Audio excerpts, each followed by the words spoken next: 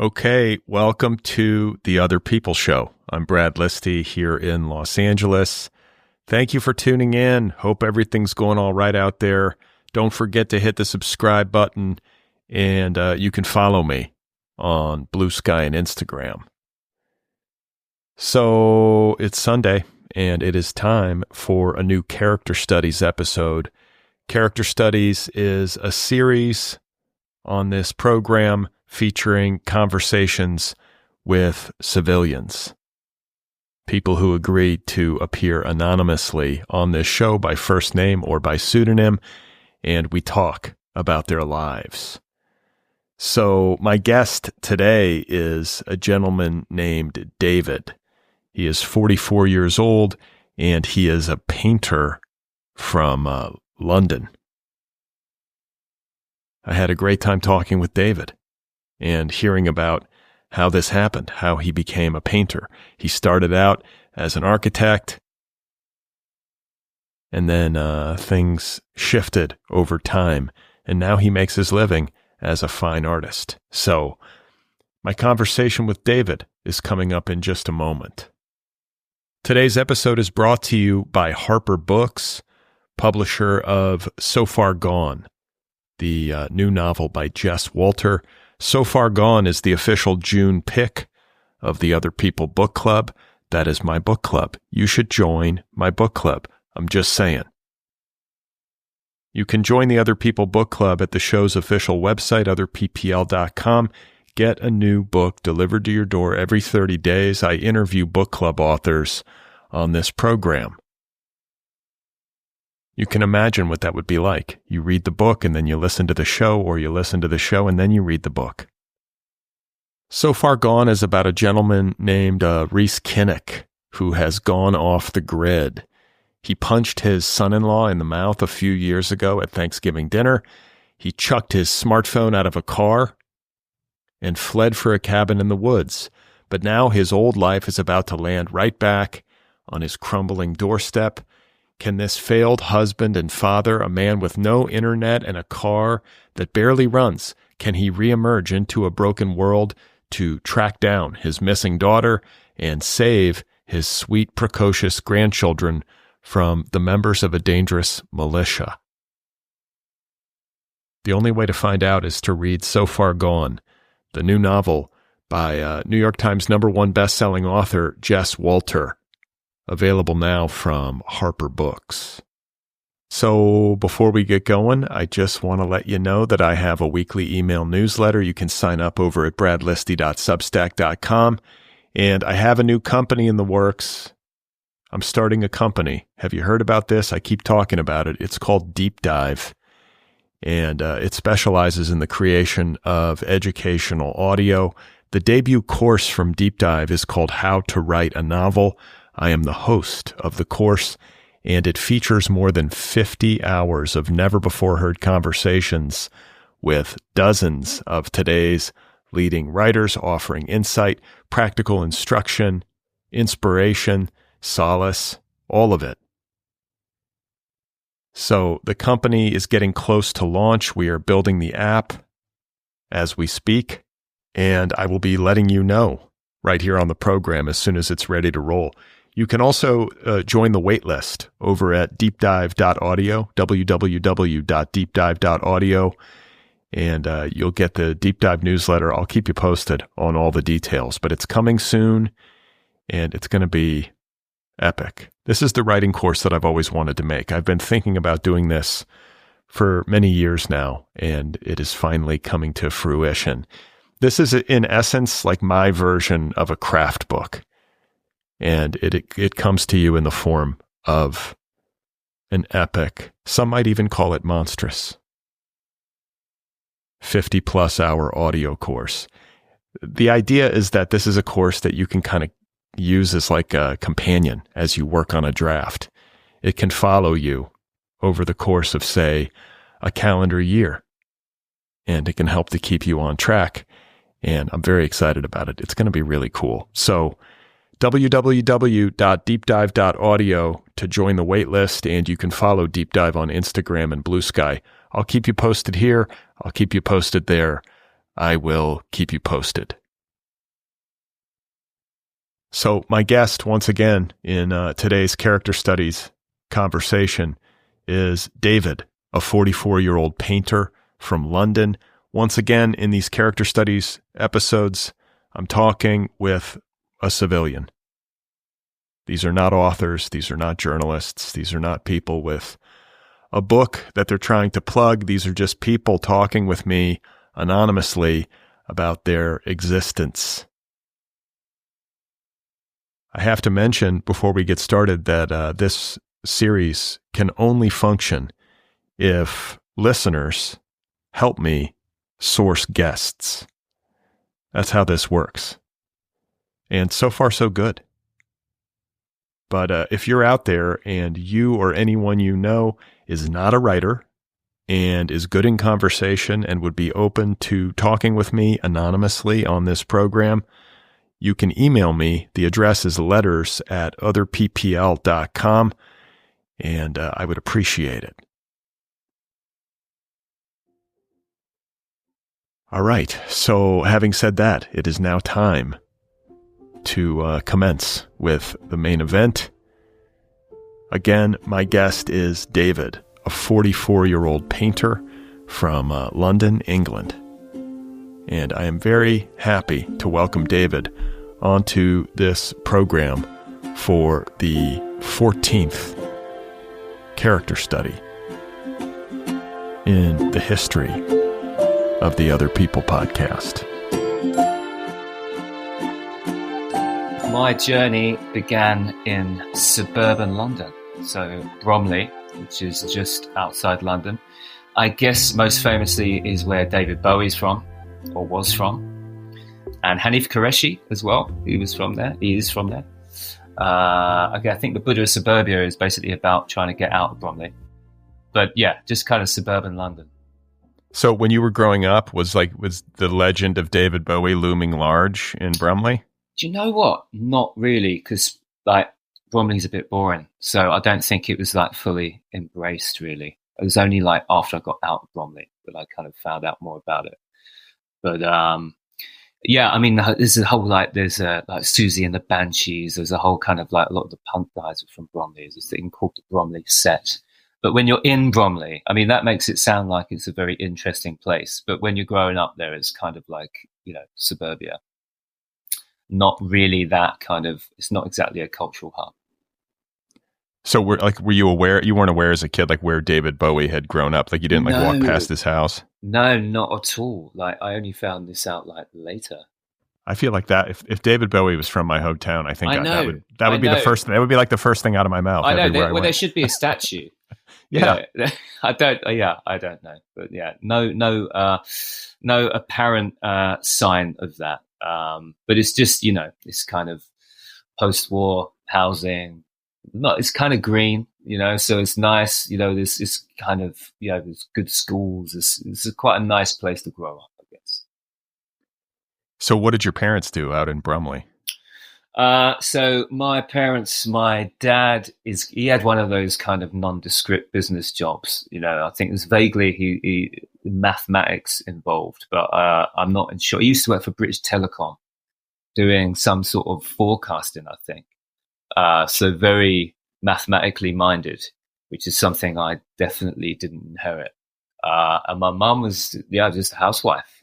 She did have a job working in Clark's Shoes actually for a while. So she did work. And interestingly, her first job was working in a police station in Streatham, which is where I now live. So it's sort of coincidental. I think they spent, because my parents, they came from working class origin, and my dad kind of did well, got a good job, and then moved out. So they actually originally, I was born in Streatham actually, which is more central London. Until my dad got a good job, and then we moved out to the suburbs. But I think they were mortified when I told them I was moving back, because they were we spent our entire lives trying to get you out of this hellhole. Now, first opportunity you've gone back there. But yeah, so it's kind of inner London to suburbs is the journey. But I feel like that's just again. I feel like that's just generational. Yeah. Because when I was growing up, I feel like the baby boomers, it was all about the suburbs. And then Yeah. subsequent generations, it's been like, no, I want to live in the city. Yeah. Although it's kind of having a bit of a renaissance now, I think, just because London is so crazy expensive. So I think a lot of young families are now moving out to Bromley. Yeah, well, I think second wave.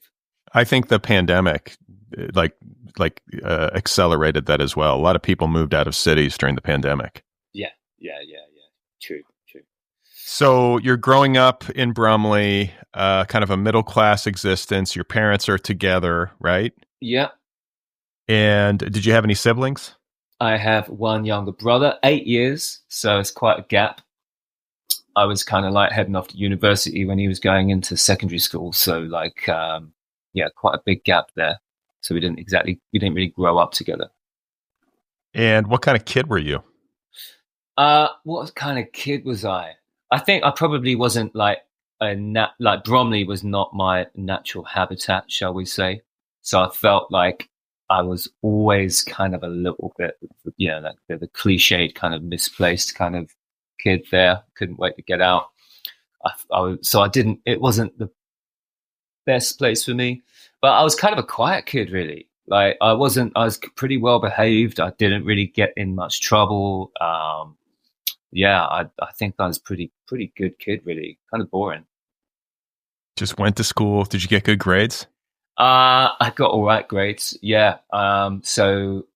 Reasonable grades. Yeah. And you got along with your parents?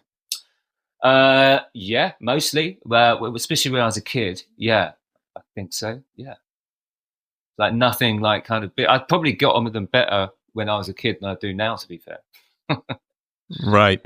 Well, I mean, yeah, like things get more sophisticated. Like the arguments get more sophisticated as you get older. yeah, for sure. Yeah. You become more aware of differences. So when you look back on your childhood, are there events or, things that transpired that you feel like were defining for you? Not really. I guess I was probably I was a bit of an outsider at school. So I think I did get bullied at school. So I think that was probably a bit of a shaper in terms of like me wanting to kind of like get out and to do something different, which I think that kind of probably built a hunger in me and a bit of resilience. So I think that was probably my most defining experience, really, I think. What were you bullied for? Like, what were they picking on you for? Oh, do you know what? It's like really hard to tell. Like, I think it's it's like when at school, like the kind of politics, you don't really understand them. They just kind of happen around you. I was very good friends with the guy who at my school, it wasn't who was coolest, it was who was hardest. Who was like the toughest. And I actually was really good friends with the kid who would eventually become like top dog. And I don't know, we sort of like fell out for some reason, which I wasn't even really aware of. So then I think probably because we used to be friends, and then he ended up turning people against me. And it was kind of a bit of a shitty time for a while. But so that kind of shaped my experience in Bromley of kind of like wanting to get out of there, really, I guess. Did you get beat up? I didn't get beat up. I did. I don't know what it was like in your school, but like I did once get into a fight, which I had no role in, which is quite interesting. So I became aware that a fight had been organized on my behalf with with this guy who was about twice my size.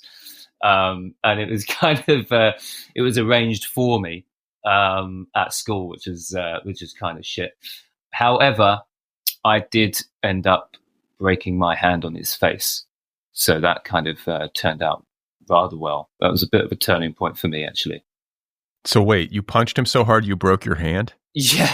Yeah. Well, I punched. It was a fight. I guess I probably wasn't keeping my cool or probably forming a perfect fist. But yeah, essentially I broke my hand fighting this guy.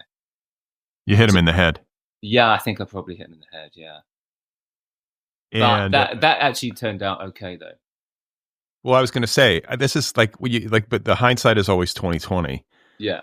But if you think about secondary school or junior high or whatever it is, and somebody's bullying you, if you had your wits about you at that age and you just like punch the person in the nose, it would probably be over. Yeah. Oh, yeah. In an instant. Yeah, for sure. But no, I probably just like did some kind of terrible punch and probably hit him on like the forehead or something.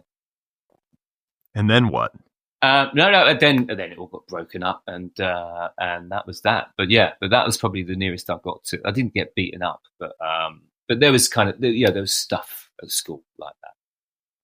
So, but I mean, once you threw a punch and broke your hand on this guy's head, did they stop bothering you, or did it escalate? No. It all. I think I was perceived to have had won that fight, even though I guess long term I actually, in fact, lost it because I'm the one with a broken bone in my hand.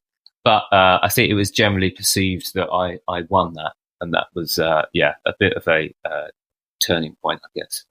Yeah.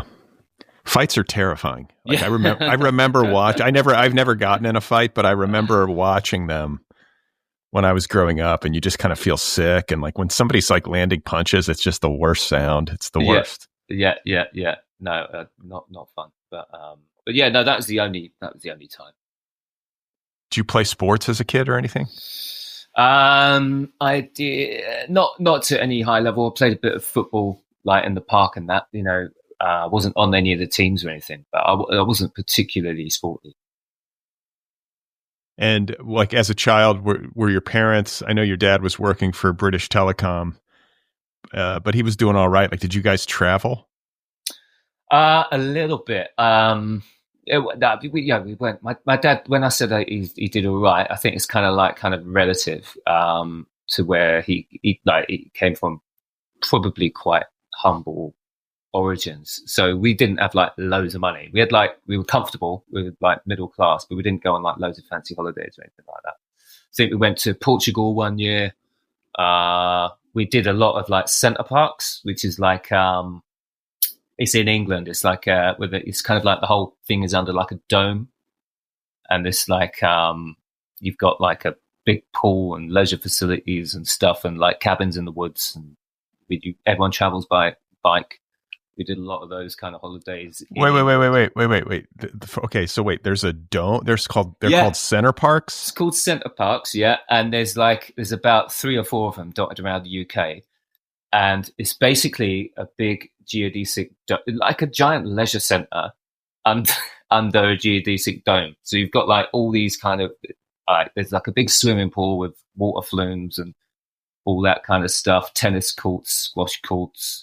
It's very sports orientated, actually. It's like a kind of like a health and fitness spa holiday, I guess.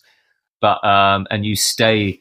So there's one like in Sherwood Forest, and you stay in little huts, and then you get everywhere. You travel by bicycle. So we did quite a few of those holidays. That sounds nice, like especially for families. Yeah, it was fun. It was fun. I've never heard of that. I've never. I mean, that's good. I think there might be.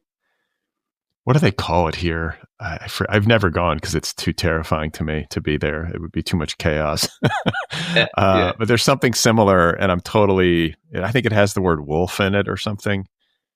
But it's a similar kind of like network of resorts where you go in and there's like a wave pool and water slides and 1 million people. And yeah, I mean, I'm sure we got it from you. Yeah, right. That sounds like something America would invent. Yeah. It's the kind of specialized hell that we excel in creating.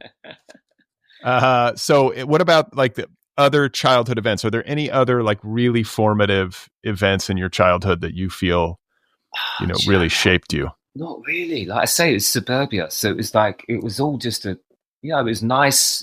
Family life was fine. School life was like, a bit tough, but fine. It was all a bit boring, to be honest with you. It wasn't like, I guess like, I did, so it wasn't like aware of, I guess I got into like going out partying and stuff a bit later. But I was going to say, you didn't do drugs in Brumley? There was obviously, well, not obviously, but a bit of weed. And towards the end of it, I had a mate that went to college just before me, because I ended up doing an extra year. So he came back and kind of opened my eyes to a few things. He's like, "Hey, look what I found." Yeah. So a little bit before I went to university, and then university, that was just a whole different ballgame. So you're 44, which means you were a teenager when Princess Diana died. Yeah. And I remember that. That's like, there's only a handful of like events, like newsy events that I can like remember where I was. It's like one of those things for some reason where it just sticks in your head where you were when you heard the news. But for somebody who is from suburban London, like, was it similarly memorable for you? Not for me personally. I remember it was for my family because I seem to recall. I actually remember that just through my brother telling my mum about it, and he was obviously, as I said, like 8 years younger. And then I remember that, but I don't remember who I was during that time, to be honest with you. So I cared more about it than you did. I think you did, yeah. I was like singing along with like Goodbye England's Rose, the Elton John. No. I weren't too bothered really. But I guess it was a historical moment.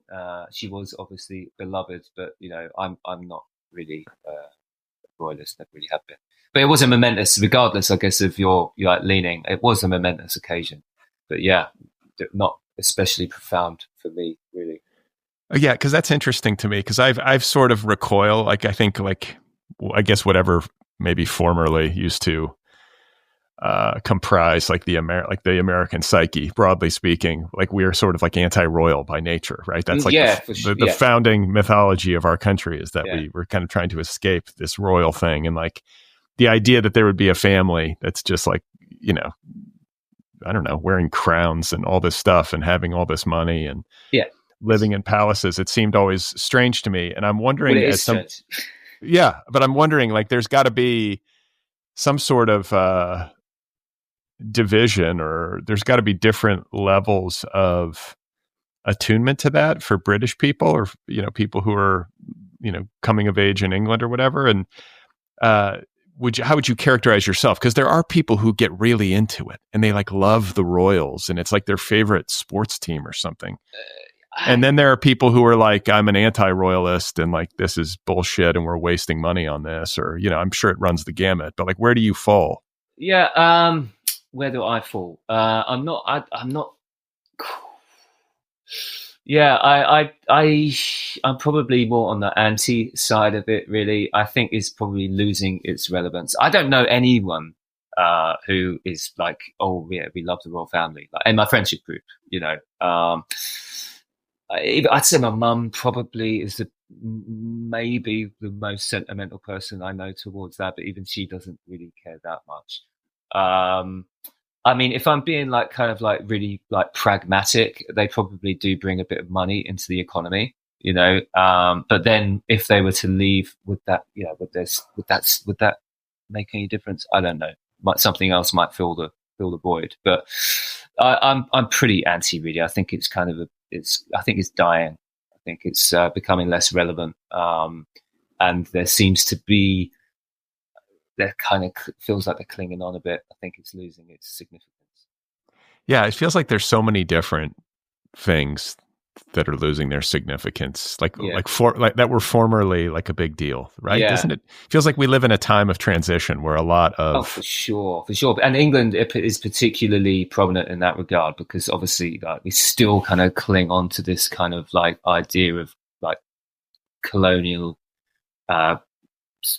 greatness, I think, which is obviously that's no longer relevant. I think that's sort of dawning on us really that like that doesn't really exist anymore, and we don't really have that much relevance in terms of power globally.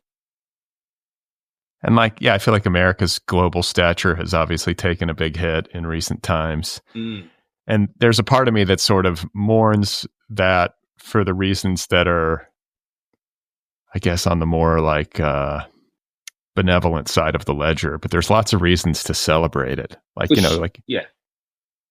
those kinds of empires often need to fade. They do, but the problem is they're always replaced by another one. That's right. I think that was always in my head. It was like, okay, well, if America recedes, as a global power, like there's a lot of reasons to cheer for that because we've done a lot of harm, but we've also done a lot of good. And then what replaces us? Yeah. So it's complicated, but things always evolve and change, don't they? But I think the royal family it's sort of a tourist thing, I guess, really. Yeah. It's like I'm just fascinated by the people who are like really into. It's crazy. It's crazy. But like you say, you do the analogy with a sports team, and that is quite a good one, isn't it? Because a lot of people put a lot of their well-being and their sense of pride and sense of self into a sports team, or like the Royal Family, to feel like you have somehow ownership of that and it's part of you. I don't really understand it. It's like a reality show. It is. Yeah. And I think it's kind of probably filling some sort of void. Yeah. Well, to. That's a scary void. If you're filling it with Charles and Camilla, that's a weird void. So you are eventually getting out of your suburban milieu. Like, where did you go to school, and like, what was that transition like? You mean like further school, like university? Yeah, I mean, like at what point did you leave the suburbs? Well, when I was like 18. So I went to Manchester to study. So quite far. So I think that was probably intentional. And I studied architecture. So I fell into the longest, most difficult course you can do, I think, which seems like a kind of a foolish thing in many ways. But I think I probably wanted. I did have a place to do an art foundation at Ravensbourne College of Art, which is quite a well-known school. But I probably at the time thought that I wanted to do something a little bit seemingly more secure. I think I probably architecture seemed like a mix of doing something which I thought would be creative, but then have a career path. So I think that was probably my thinking at the time behind doing that. Had you been demonstrating like a gift for the visual arts as a child? I mean A-level art, which is foundation level. That was always my strongest subject. But I mean that's nothing really. But it was probably the only subject that I actually enjoyed, and I got like top marks in it. So if I asked you to draw like a portrait of me, could you do that? I could, but it would be a bit wonky, intentionally so. My style's like I don't do photorealism, so it's quite sort of. But interestingly, portraiture is my thing, but it's quite stylized my work. Interesting. So you go off to Manchester, and you say, what was the name of the college? Ravensbourne. I had a place there to do that, which that would have been to start. Foundation is basically the precursor to doing a fine art degree, and I think it's kind of like it's a little bit of a kind of a tryout. You do it for a year. You try a little bit of sculpture, a little bit of painting, a little bit of printing, different things to kind of like ease yourself in, and it's like a first step towards doing a fine art degree. And I had a place to do that, but I think I probably bottled it. I didn't at the time think that I think I wanted something which I thought would be a bit more like a proper job, but architecture seemed to be a balance. And it also, I went to Manchester. Part of it was like about, going on a bit of a journey. Ravensbourne's still in Bromley. Oh, it was. Okay. So you go to Ravensbourne, you're studying fine art, and then you decided No, I didn't do it. I got a place, but I rejected it. Oh, okay. And then you're like, I'm going to go do architecture. I had two options. I had that option, and then I had the architecture option, and I went for the architecture option. And that was a long course of study. The whole thing, which I did do, is 7 years. Wow. Three degrees. What are those? What are the 3 degrees? Imaginatively, they are termed part 1, part 2, and part 3. Wow. Yeah. And basically part one is just more focused on but part one and part two are more focused on design. So it's more the creative side of it. It's about ideas. It's about concepts. They do try and get you to do technical drawing as well. That was never really my forte. And then part three is like the legal side of it, like all the contracts and how you avoid getting sued, essentially. So did you like it? I loved studying it. Yeah. Studying it was really good fun. But like, as I say, like the design side, architecture is quite a complicated thing. And it many different facets to it, so you've got to have a bit of a science brain, a bit of an arts brain, you've got to have pragmatism, which I definitely don't have a great deal of. Preferably you've got to be an ordered thinker, which I'm not really, but I really enjoyed the front end of it, like the ideas side of things, concepts and design. That I always really enjoyed design. So what was going on for you in these years, like on a personal level? Like you're going through school, you're enjoying it, it's a long road, and then what's going on aside from that? Yeah, I mean, it was very much kind of work hard, play hard. So yeah, I mean, Manchester's a bit of a party city. It's got a really good music. Yeah, there's a huge amount of heritage musically in Manchester. Like there's and the nightclubs. So I went to. There's a lot of clubbing. Like the Hacienda was a real iconic club, which a lot of people have heard of. Maybe not in America. And then Sankey's, that was an iconic one. I actually just missed Hacienda, but Sankey's was in full flow when I was there. We had lots of very messy nights. My friends were like really into their music. A lot of them were DJs, and some of them used to play at the nights, and I would go along with them, and it was good times. I also got into music myself, but more on instrumental level. So, playing guitar and singing. You can sing? Yeah. Where do you get this from? You've got a father who worked for British Telecom. I mean, does he have any like latent artistic ability or musical ability? Or none that's apparent. He's a maths brain, so like but he's from an Irish family, and his sister's always singing.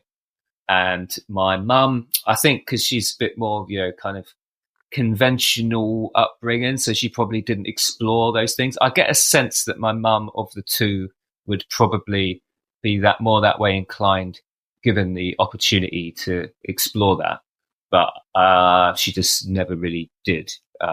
Just a generational thing, I think. But she did say that her dad used to go to parties down the street with a piano, like wheeling a piano up and down the street, going into houses and things like that. So there is a bit of a musical thing about that. So anything else happen during the college years that is notable? It was work hard, play hard. So like literally it was just burning candle at both ends, like for years. How was your health? Was it good? Was it mediocre? Well, I was young, so I could handle it. Didn't ever have any problems really. And then you get out of this architecture degree program, and what do you do? So part of the degree program, so you do the first 3 years, then you have a year out working in practice. And I went back to London, and I worked in a practice in London called KSS. And they actually then sponsored me to do my second degree. But part of the deal is we pay your fees, but then you have to come and work for us when you finish. So as soon as I'd finished uni, I went back to this practice, KSS, to work. And they were designing schools mainly. And so I was doing that for a year. And then after I'd fulfilled that obligation, I left, got another job. Again, work in education. What you find in that industry was similar to others. Once you very rarely, I guess, get to choose which sort of work you want to do. You end up doing it's chosen for you, and then what you do next is very much based on what you did previously. So I became a sort of a schools architect. That was kind of what my experience was, designing schools. Yeah, I have a cousin who's an architect, and I don't know a ton about it, but it seems like when we think of like the idea of the architect, from the outside looking in, we're thinking of like the Frank Gehry's of the world. The master builder. Yeah, like the sort of master builders and these guys who are essentially like fine artists. Yeah. Oh, yeah, it's not like that. Yeah, it's not like that. But like, did you fancy yourself? Was that kind of part of your vision? I guess, do you know what? I probably did. Yeah. There probably was a little bit of kind of ego in there, I suppose. Like I did have these kind of grand ambitions of things that I wanted to do, things I wanted to work on. The sort of the reality of it wasn't really, and also it's a hard job. It's a very difficult job. Like as I said, like the studying of it doesn't really prepare you for the real work of it. I love studying it and I love the sort of the notion of doing it. But then once you actually have to do the job, it's really difficult. Like you have to really pay attention to a lot of stuff, like particularly if you're doing like technical drawings, which you're going to have to hand to a contractor. If there's any mistakes in it, then, you get in trouble. And I used to do these technical drawings. I used to always come back with loads of my boss red pen over. It's like being back at school again, the amount of mistakes I used to make just because I didn't have the attention span to do it. It wasn't really my natural thing, really. Well, and I feel like it's probably changed over the course of your lifetime, the way in which architecture and its like designs are rendered. Like I think my cousin told me it's mostly done with computers now, obviously, like the renderings and the technical drawings. Whereas previously it was like, I don't even know, I guess working on like a drawing board. Yeah. Yeah, I mean, that would be laborious, but more interesting. The art of drawing is something which is being lost for sure. And then obviously, like this, the contractual side of it has been diminished. So, like it used to be, master builder, top of the tree, everything goes through the architect, including liability. So you can get sued for everything. So now the architect is more like another consultant, working for the builder, really. So they have less responsibility, less liability, but less influence, which I guess, probably means the buildings get built quicker and more efficiently, but they often end up a bit boring. Yeah, there's so much, like you think like when you were coming out of school and you had maybe like a more idealistic view of things, what were some of the architectural dreams that you had? Like, I'm going to design bridges, or like, what were you imagining? Well, like museums, opera houses, bridges, all that stuff. Yeah, just like grand public spaces, I guess. Yeah, you don't. It's not all. I think there is a bit of ego there, but like you also want it to be something that affects people positively. I think that's like the essence of doing a successful public building, is that it has a positive influence on everyone who can experience it. And and I think public buildings are more interesting as well because of the inclusivity. Very little interest in doing like housing, for example. But yeah, I think I probably would have wanted to work on museums, venues, big public buildings. That would have been the dream. Yeah, how do those guys even happen? Like, how does the big architecture star become the big architecture star? Yeah, I think there's like three things you need. Like you need to be like upper percentile, prodigious talent, very highly connected, and preferably independently wealthy. I think if you've got that, and then also you need to be like, that's the foundational things. Obviously, then you need a lot of other things as well. But I realized I didn't have any of those.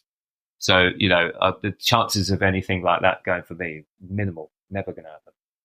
Yeah, as you were saying that, I was like, that's the exact same way it is for writers. Yeah, it's the same for everything. Yeah, it's the same for everything. Like upper, like prodigiously talented, super well connected, and independently wealthy. That's the trifecta right there. Yeah. So and I didn't have any of them. So so that was like, I was like, okay, and that and there's those jobs at the very top which are dream jobs, and they do exist. They're like, some of them are like, wow. I mean, I still don't think I'm wired to be, even if I to do those jobs because, like, I just, as I say, I don't have that pragmatism and attention to detail, which is like a real fundamental skill set in being an architect, which I just don't really have. But then, like, that's like, you know, the 1% jobs, and then the rest of them are you work just as hard.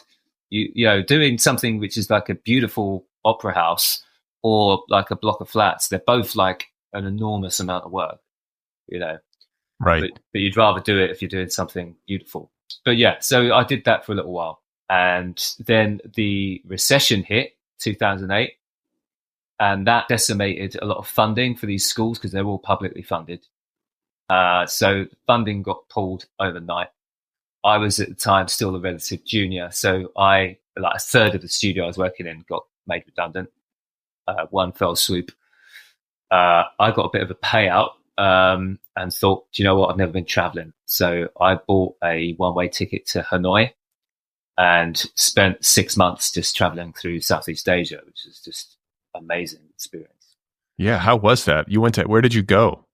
So I came into Hanoi, which is far north Vietnam, like close to China. And I sort of spent maybe 2 months traveling down Vietnam. So I went further north into a place called Sapa, which is very near to China, all sort of rice paddies and mountains, beautiful scenery, stuff that I'd never seen before. And then I went along the coast to a place called Nha Trang. There I found out about this old dude on a motorbike who you could pay him to like drive you in like mainland. So I went on a trip with this old like war veteran, spent 6 days on the back of his motorbike traveling through like the forests and things, which is really So whoa, wait a minute. So this guy, you literally just hire him, like one person hires him and he drives you around and you're sitting on the back of his motorcycle, like hanging on to his waist. Yeah. It's kind of crazy. Like I was out, I was in a very kind of liberated frame of mind at the time. And I remember I was actually just having a drink with this guy that I'd like just met basically. And he said, I've just done this amazing motorbike trip with this dude. And he said he was going to be going back. And I said, right, well, give me his number. I'll go back with him. So I contacted this guy and I went back with him all the way to Ho Chi Minh. And yeah, spent 6 days with this guy, which was actually initially, it was terrifying because I was like, initially I was like, what the hell have I done? But once I relaxed into it, it was like an amazing experience. Like, you know, just seeing parts of the country that you just wouldn't normally see. And just staying in these little towns with, you know, like homestays where they put you up and, you know, very little English is spoken and, you know, just staying with families and, you know, eating amazing food and learning about experience. I wouldn't say I learned a great deal necessarily, but experiencing a lot of the culture in a way that you wouldn't if you were just a general tourist. So that was really fun. Wait, just forgive me because I've never been. I'm dying to go to Asia, but I've never been. And like, how do you get around Vietnam? Are you taking trains or buses, or I guess you're on the back of this guy's motorcycle? Well, at that time, obviously, the rest of the time it was mainly trains and buses, trains and buses. And you were by yourself? Yeah. That's a good way. That's a good way to travel. It can be a little lonely, but it's also like, you know, it's just you get to make all the decisions. Yeah. It was wild. It was an amazing experience, and that definitely shaped me going forward for sure. Lots of crazy things happened in that trip. But it was, like what? Well, I guess another one which was kind of cool was when I went to a place in far north Thailand called Pai. And it's a bit like a kind of a hippie commune, really. There's people that have been there for like 30 years, I think, and just like never left.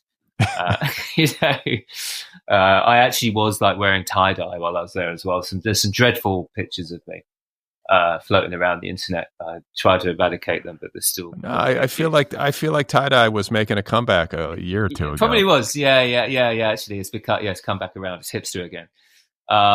And I was actually I bought a guitar just to make things like more complicated. I bought a guitar while I was traveling, and I was traveling around with my backpack and the guitar.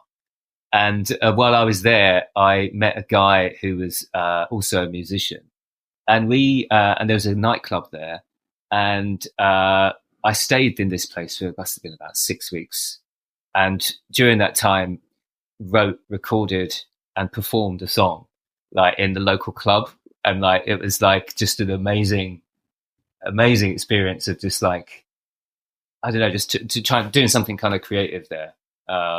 What was the name of the song? What was the name of the song? It would have been something utterly dreadful. Yeah, what was it? What was it? Tie-Dye Dreams. Something like that. Yeah. It was not a good song. But it was cool to do it, you know. It was a good experience. I can't even remember what it's called now. A long time ago. But it was just a fun experience. You know, not something I would have expected that I would have ended up doing while I was traveling. How long were you out on the road traveling? About 6 months. Wow. And were you ever in danger? Yes. Yeah, I was in danger a couple of times. One was sort of pseudo danger, felt a little dangerous, but it was just kind of being wet behind the ears, I suppose. This isn't necessarily danger, but I could have got myself in a pickle, shall we say. So I'd sort of built up this big adventure that I was going to go on, to my family and my friends, everything like, I don't know when you're going to see me again. It's going to be long. I bought one-way ticket, so, who knows what's going to happen. And on literally the first week, got a night train back from Sapa, and I was got off the night train, got into a car with a bunch of strangers to go and find a hostel. Car pulled off, we're driving away, and then I realised that I'd left my passport and my money and everything under the pillow on the night train, and I was like, oh my God, my heart just like left my mouth. Stopped the car. And then I'm running back to the train station. And at that point, I realized my bags are in the car with these strangers. So I'm literally like running through Ho Chi Minh with nothing but the clothes on my back, not knowing if I could trust these guys with my bags or if I'm going to find my passport and money on the train. But miraculously, I did manage to find it. But that could have been a bit mortifying within week one, having to ring my mum and see if she can help me out to come back home. But and then danger, I did get chased out of one town by the triads. By the who? The triads, like the gangsters. I'm not familiar with the triads. Chinese triads. It's like the kind of the Asian mafia. Oh, yeah. You not heard of triads? Yeah. I'm not up to speed on the Asian mafia. Yeah. Well, anyway, I had to leave town because I'd met a local girl, and she invited me back to her house, and I met her family and everything, and in like a sort of small town. I stayed over, and I got woken up in the middle of the night saying that these guys were saying I had to leave. They didn't want me there in their town because I was a foreigner. So I had to leave. Was there jealousy? Was it like, this is my girlfriend, what are you doing? I don't know what it was. But I was woken up in the middle of the night and told I had to leave, which is that was a bit shady. And danger. That was probably the most dangerous thing.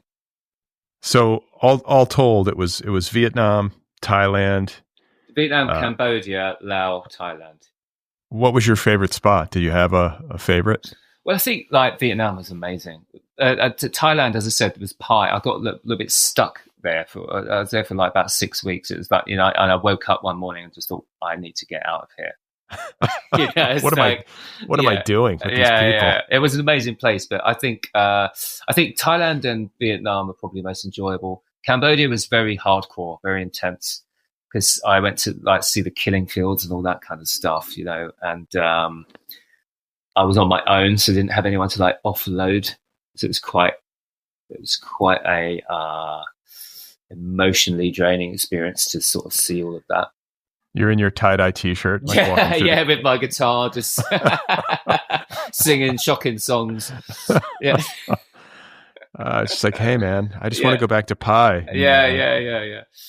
But no, it was very good. And then I got back to get another job in architecture. Obviously, because of my previous experience, that other job ended up being in education again. Then the government changed. The Tories came in, and they again decimated the education sector, because education was the Labour manifesto. They were putting money into rebuilding. I believe they wanted to do every school in the country, which is perhaps a little bit overly ambitious. But when the Tories came in, they thought, like, this is a complete waste of money. So they pulled funding. And the same thing happened again. Third of the studio made redundant. And then I ended up bouncing around, like, on contract work, freelance. And I was like, oh, Jesus, this is not what I studied 7 years for. And during that time, when I was like just thinking, this is horrendous, an old friend of mine who used to be an architect and then worked for a recruitment company, like headhunting architects headhunting architects for other jobs, asked me if I'd ever thought of doing that. I was like, well, no, obviously. It's kind of a weird job. Wait. What was a weird job? The recruitment. Oh, okay. It's like, you know what I mean by that, yeah? Yeah, like you're trying to place other architects. Yeah. So, sales jobs. And he contacted me out of the blue during the time when I was like thinking I need to make a career change, and offered me this job. And I was like, okay, I'll give it a go, thinking that that will be a little stopgap while I work out what it is that I wanted to do. And it's quite liberating in a way to sort of study and dedicate yourself to something for 7 years and then quit. Yeah. You know, it's like, so it took me a little while to wrap my head around that, but that's what I did. And then I was a recruitment consultant, hiring architects. Was that better? For money. So, was it better? No. It was different, but it was certainly not better. No. The problem was I was quite good at it, so I ended up staying there for quite a long time, because I think I was like, what is it that I'm going to do? I've just been studying to be an architect. I've done all that. I've worked in it for a while. Wasn't really my cup of tea. So then I went to this other job. I was like, what is it that I want to do? I was like, so I think I had to kind of like work out what I wanted to do whilst doing this other job, where I was actually making quite good money. So I got a little bit trapped by that. And then I decided that what I actually wanted to do was be a painter. As crazy as that sounds. Well, what led to that? Well, I think I probably went full circle to back when I was telling you that I originally had that place in doing Art Foundation. I was kind of like, I think during my kind of meditations, or not proper meditations at that point, although I do a little bit now. I know you do that quite a lot. I think I probably sort of went right back to, what if I wasn't fundamentally, I guess, if I wasn't scared of having job security, which is just an illusion anyway, which I found that out. Job security doesn't even really exist. If I just wanted to do anything, what would it be? And I'd always been very intrigued by making art, I guess. I hadn't really done it that much. But I had this, well, there is a bit more to it, of course. When I was in my recruitment job, I got headhunted for another recruitment job. And I said to them, I'll only take the job if you give me 4-day week. So then I had 1 day. And in that 1 day, I got hired a studio and I started getting into printmaking. So I was making like screen prints and stuff. So then I basically realized I wasn't getting any younger and it wasn't going to get any easier. So the easiest time to do it was now. So I quit my job and then decided to try out being an artist with virtually no experience.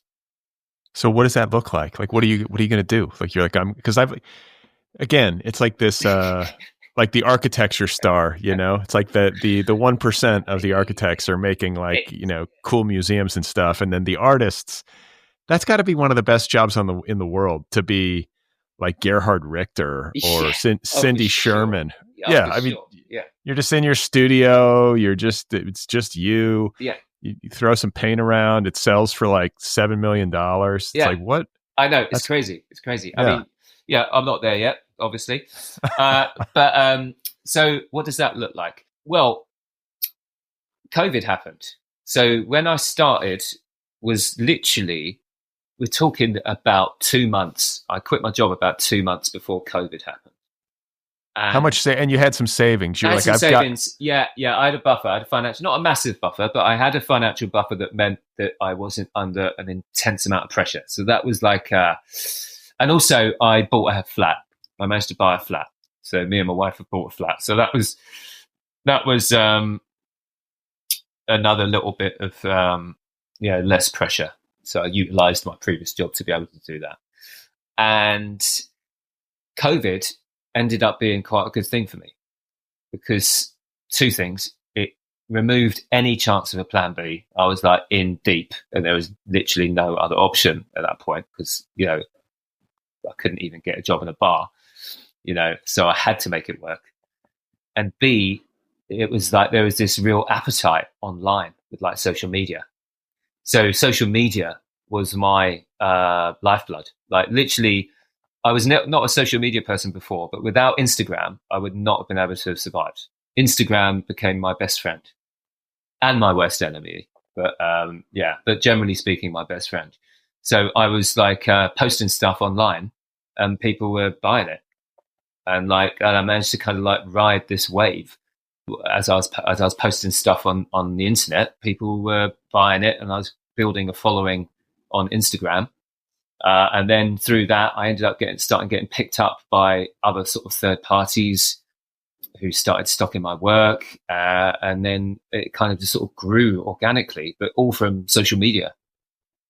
Wow. So you're like posting just like finished paintings? Yeah. Drawings, and then people just buy them directly from you? Yeah. Yeah. It's wild, completely crazy. But that's what happened. And it was amazing. Yeah, I couldn't believe it. Like I didn't quite know how I was going to make it work, really. I just knew that, I don't know, I guess I had this kind of belief, I suppose, that I could do it. And what was it, portraiture? You're doing people's portraits? Yeah, well, people's portrait. Portraiture is a big part of what I do, but they're not like classical portraits. It's kind of a bit hard to describe. Like Modigliani or something, or where it's like a little... Yeah, I mean, yeah, they're stylized. There may be shades of Modigliani. Yeah, not necessarily. Yeah, but stylized for sure. And so like I end up getting commissions for people saying, "Can you paint my wife? Can you paint my son?" Blah blah blah. But it's quite good because I already know that they have accepted that it won't really look like them. So, right, you've got some wiggle room. Yeah. So it's kind of got a little free license in that regard. But yeah, so portraiture. And then there's a big retailer in England called Liberty.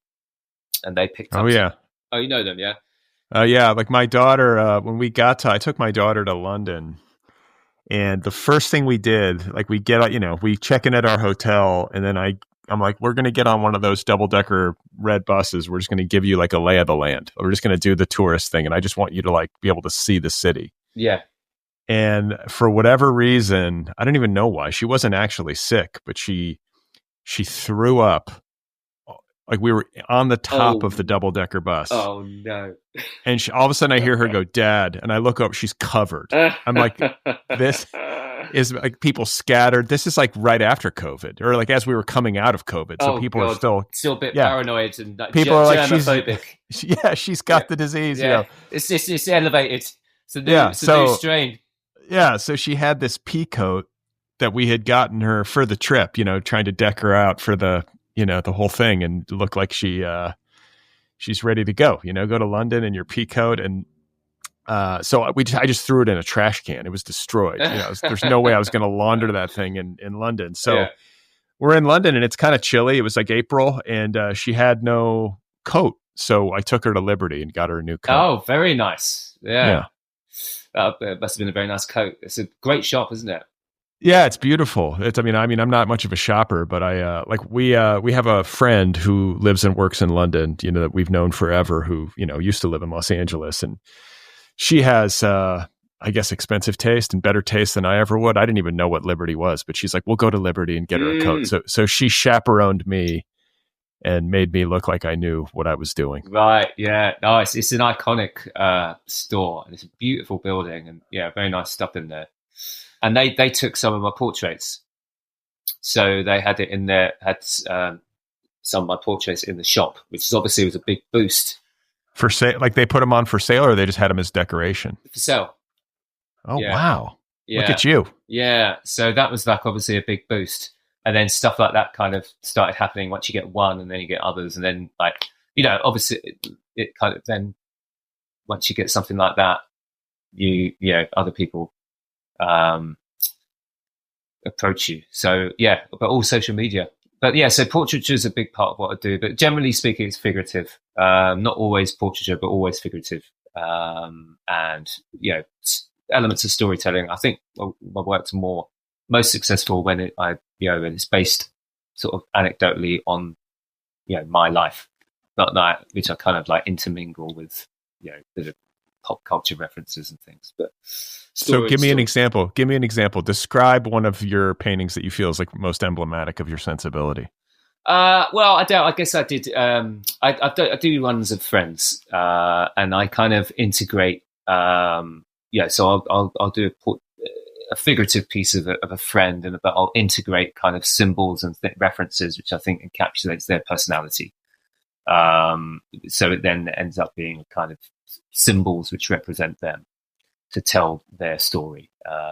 Stuff like that. Really, it's kind of hard to really explain without having a picture.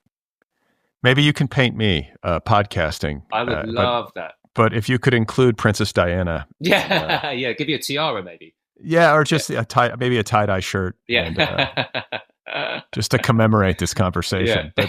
But, so just to get a handle on this, like you're selling your work on Instagram and then it starts to expand to where you're selling it in Liberty and other like retail outlets. Yeah. Like, are you selling originals? I know you're selling originals on Instagram, but like, is it at the point where you sell prints? Prints is a funny thing. I've actually recently been asked to stop doing prints. But prints were, because obviously print is far more affordable and it allows you to have like a passive income. You have one print and then you have it on the online shop and people just kind of like buy it. But I was selling them for really affordable prices. So I've been advised with a gallery that I'm represented by has asked me to stop doing prints, because they think its price points don't match up. But I have mixed emotions about that. I'm not sure if I'm necessarily going to take that advice, because I think it's nice to have a range of things and to sell things at a more like lower price point as well. So I'm kind of navigating that at the moment, really.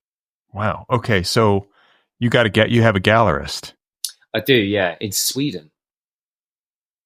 Of all places. Yeah. Yeah. Well, how did that happen? Instagram. So some gallerist is like, hey, I want to represent your work. Yeah, I just got an email asking for my portfolio. And I just, at that point didn't think anything of it. I'd sent the portfolio and then the guy came back and said he wanted to have a Zoom call and then said that he wanted to represent me in Sweden, which is kind of random. So, yeah. Damn. So what does that mean? Like that means you send him paintings and he puts them up in his gallery in Sweden and sells them? Yes, it means that I get access to his client base in Sweden, which is different to my client base. So you're a global art star. Well, I don't know about art star, but the thing is, the world's a lot smaller these days. Like with social media, like it's mad. It's completely like, well, you know that, like. It's the world's social media makes the world tiny, so it's sort of working with the interaction with somebody in America or north of England can be very similar, really. Yeah, it's weird that you say that because after my father-in-law passed away, I was like, you know what, I'm going to have a portrait of him painted for my wife for like a gift, for her birthday. Yeah. And I want to say I spent like a half an hour Googling portrait artists for hire or whatever it was. Yeah. And I ended up hiring some guy in France just via email, and here's a photo, that I want you to use. Yeah. Yeah. And he shipped me the painting. It's a beautiful oil painting it looks like, it's like something you would see in a museum almost. It's like beautiful. Yeah.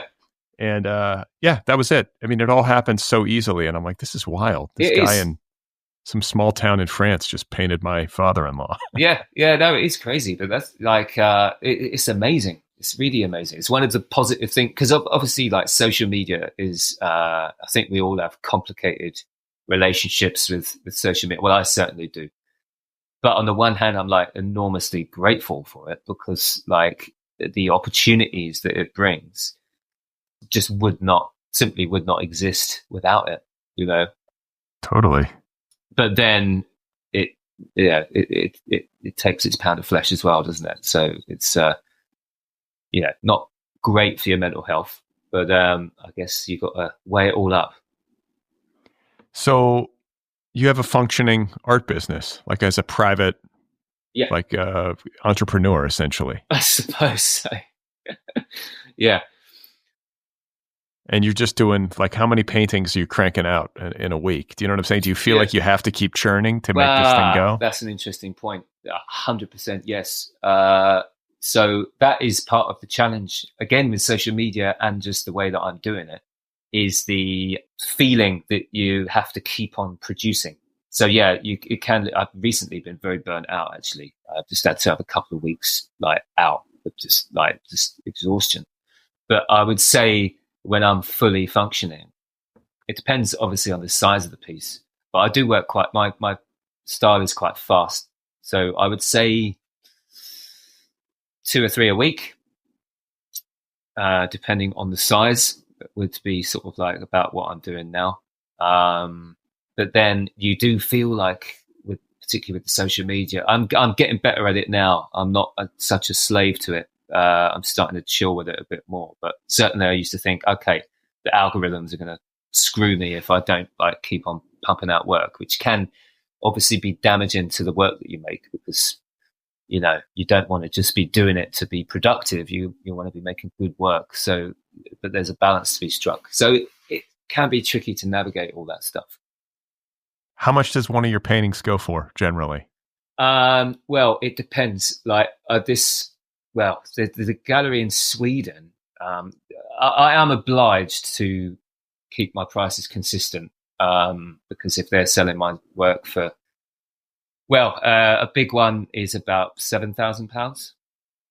And what's a big one? Like, what's that the dimensions? That would be like 1.3 meters by 1 meter. Okay, so that's big, but it's not like huge. Not huge. That's about the size. That's currently that's about that's a bigger painting for me. But I'm always trying to do bigger. So at the moment in my studio, I have stretched one, which is 1.8 meters by 1.3, I think. So that'll be the biggest thing I've ever done. And does most of your stuff sell? Do you know what I'm saying? I'm always curious about that. Like, you put stuff up on Instagram or you send it to Sweden to hang in the gallery. Like, are there paintings that have been sort of hanging there for years and they just haven't gone yet, or do they generally go? Well, it depends. So this one in Sweden, is a new relationship. I've only been working with them since like December last year. And part of the reason I burnt out is because I just had the show in Stockholm about 3 weeks ago, and it was actually quite shocking. Like, there was no one there. It was a bit of a flop. So there was me and 6 other artists, and there was hardly anyone there, and not much work sold. So that was actually a bit deflating. It sounds like a reading when you're an author. You go to the bookstore. There's like 3 people there. There's like 3 people there, and like only one of them even buys the book. Yeah. So that was a bit of a slog. And I guess they'll just sell over time. But generally, I do all right. Yeah, I've managed to live off of it full time. So it's I generally do all right. Is there a kind of painting that you do that you find sells better than other kinds? Good question. Yes, and I'm trying to not lean into it. So it's been quite a challenge. There is this kind of portrait of this kind of made up character that I did, sort of on a whim initially, but it kind of resonated, and people always ask me to do them, and I basically sell them every time I do them. But I've sort of now can't stand it, and I'm trying to. What does the character look like? So it's actually my gallerist is definitely not going to hear this. So because he approached me, it's funny actually the way it worked. It's funny the way it worked actually, and you know what? It's okay. I just decided, because I've been doing it's a Bandito is the name of the character. So it's like this kind of like guy in a striped suit with a hat and a cigarette, and it's just like just a fun thing. It doesn't really mean much, but for some reason it struck a chord, and I was doing loads of them. And I just decided that I'm not going to do them anymore, because I was like, I need to just do something. As I said, I want to do some stuff more personal, more like about my life is what I enjoy doing. But then I'd just concluded, okay, I'm going to draw a line under this. And then the guy from Sweden contacts me and says, right, I want you to do nothing but banditos. And I was like, oh no. But then he paid me like quite a lot of money up front. So I was like, oh, okay, go on then. Yeah, he's like, these banditos are selling. Yeah. And he paid me money up front, and I was like, oh, but I kind of was conflicted about it. But yeah, so yes, there are things which and obviously like, this is how I make my living. So you could try and get the balance between what's going to pay the bills and what's going to be more rewarding. But I think you always have to keep pushing. I think ultimately the authentic stuff is the stuff that shines through. I think when I originally did it, on some level, I guess it was authentic. I don't know how, but it's in the way I executed it, I suppose. But it's hard for me to replicate that authenticity when you no longer really want to do it anymore. So therefore they will stop selling. So I think you can't you've got to resist that pull to lean into that and just keep on doing what it is that you want to do. And I think ultimately then people will respond to it because it's authentic. But it can be a challenge. It's like being a musician and they're just like, play the hits. Yeah, that kind of thing. But yeah, so we'll see. But I'm certainly like, now I've, in light of the show, which I've just told you about, which didn't sell, I'm now thinking, okay, I'm going to go back to my original mindset, which is to not do those anymore. So do you want to have like a gallerist in London? Like, do you have a dream or some sort of plan that you're trying to execute, or are you happy to just run your business off of Instagram? I think running it off Instagram has a ceiling, which is okay. I mean, maybe that's totally fine.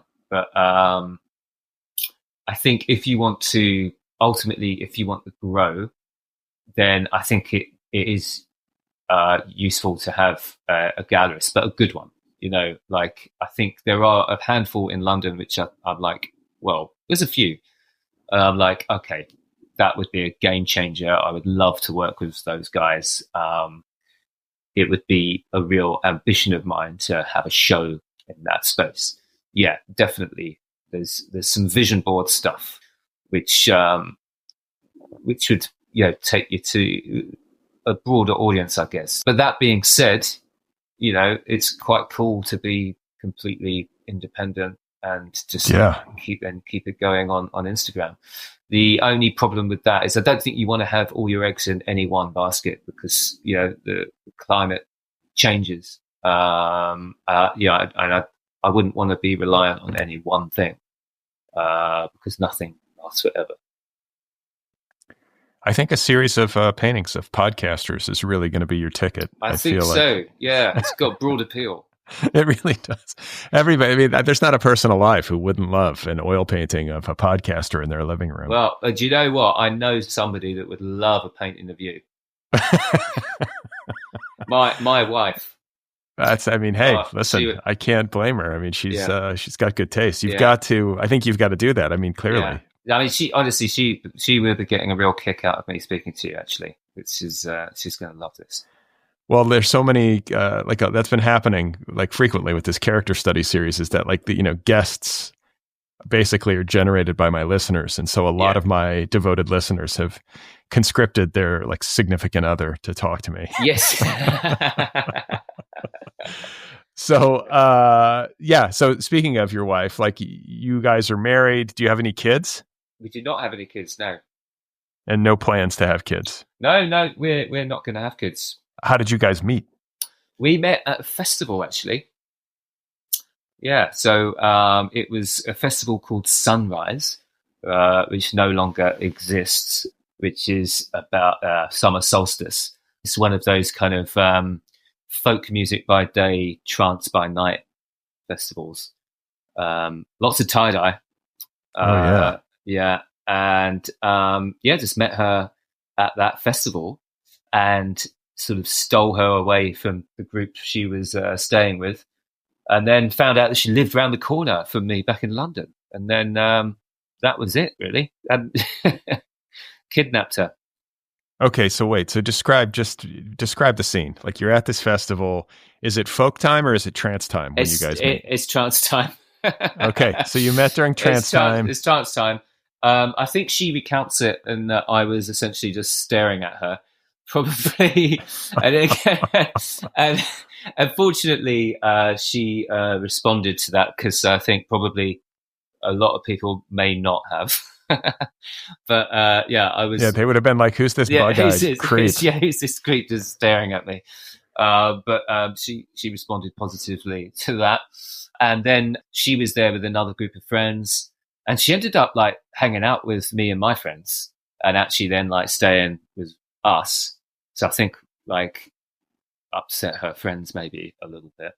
And then she just kind of like hung out with us. It was probably like day two in the festival there for 3 days. Then maybe like the next day or two, she just basically joined our group and got a lift back with my friends in the car back to my flat. And then her flat was like a 20-minute walk away. So then she ended up staying at my flat for a few days after that as well. So it was kind of like pretty full on right from the get-go, really. Just love at first stare. Yeah. I love that. And so, and this was like night, middle of the night, you see her, were you like dancing? Like what was happening? Yeah. It was like, I believe we were in the Chaiwala tent. I think that was what it was. It's where all great love affairs begin, is in the Chaiwala tent. Yeah. I mean, it was definitely some sort of like intense, repetitive dance music. Were you on drugs? Were you under the influence of anything at this point? I was, yes. Okay. Yeah, it's that kind of festival. Yeah. Like, are you camping? Is this a camping festival? Camping festival. Yeah. Oh, wow. So I don't know. Do you have many of those in America? I mean, yeah, I haven't been. Obviously, it's Burning Man, the most famous one. I've been to Burning Man, but this was 26 years ago. And then there's like Coachella, which I've never been to, despite living at proximity to it. And then there's people like Bonnaroo. People camp at that one as well, do they, Coachella? I mean, I'm sure somebody does, but a lot of people, it's like a lot of people just renting houses in the desert and, taking photos of themselves by swimming pools and putting them on Instagram. It's kind of I don't like it's kind of like a fashion thing, and I don't know. Yeah. But I'm sure it's fun. If I were younger, I would find it interesting probably. But how long ago was this that you guys met? So that would have been 12 years ago. All right. Yeah. So, and it was love at first sight. Essentially, you've been together ever since. Yeah. It's cool. And you are making art. You're not going to have kids. And your plan is to just keep doing this. Maybe get a gallerist and expand your global brand. I guess that's one way of putting it. Yeah. Just keep on going. I think basically keep on going, keep on searching and enjoying it. I think that's the most important thing, is to retain the reason for doing it and remaining authentic in that. I think that ultimately that's the goal. The goal is to just keep on doing it and evolve. Is there anything that I did not ask you that I should have asked you? I think we covered pretty much my life. That's good. Yeah, that's the point. Yeah. Well, it's been great talking with you, and I really appreciate the time and appreciate you sharing your story. I wish you well, and I hope that everything works out the way you want it to with the art. And my thanks to your wife for making the introduction. Well, thank you. It's been an absolute pleasure. I've really enjoyed it. All right, there we go. That was David, a 44-year-old painter from London who is represented by a gallery in Sweden and who was formerly an architect, but then got tired of that. And in conjunction with the global pandemic of a few years ago, became a fine artist who sells his work on Instagram and makes a living from it. Very interesting. I love stories like that. There are not any rules. You just make it up as you go. So my thanks to David for talking with me so candidly about his life. And once again, if you're out there and you're listening, a reminder that these character studies episodes can only continue with your assistance. So if you or someone you know would make for a great guest and would be willing to appear on this program anonymously, you can email me. The address is letters@otherppl.com. Once again, I'll talk with anybody. I want to talk with as many different kinds of people as possible. Just the only rule is no writers. I'm already doing conversations with writers, so the idea is to branch out and to diversify my portfolio in the character studies episodes. So one more time, my email address is letters@otherppl.com. Don't forget to subscribe to this podcast wherever you listen. Just hit the subscribe button. You can also subscribe on YouTube, and you can follow me on Bluesky and Instagram. Sign up for my weekly email newsletter over at bradlisti.substack.com. Join the Other People Patreon community over at patreon.com/otherpplpod. Help keep this show going into the future. If you're a regular listener, if you tune in episode after episode, week after week, if you appreciate the work that I do and you want to help me continue to do it, patreon.com/otherpplpod. I would greatly appreciate it. If you want to get an Other People t-shirt or a sweatshirt, or if you want to join my book club, you can do all of the above at otherppl.com, the show's official website. If you're interested in my new company, Deep Dive, and its debut course, How to Write a Novel, which will be launching soon, you can join the waitlist over at www.deepdive.audio, and you can follow Deep Dive on Instagram and Bluesky. If you have 2 minutes, maybe even less than that, and you want to do me a quick favor, please give this show a rating wherever you listen. So Spotify, Apple Podcasts, give it a rating, write a quick review. It helps a lot. It helps the show in the algorithm, and it helps it find new listeners. All right, so coming up on Tuesday, I am very excited to to welcome S.A. Cosby to the Otherppl Show for the first time. He is riding a huge wave of success as a writer of crime fiction and like Southern noir. He's got a new book out called King of Ashes. And I could not be more pleased to have S.A. Cosby coming your way on the Otherppl Show soon.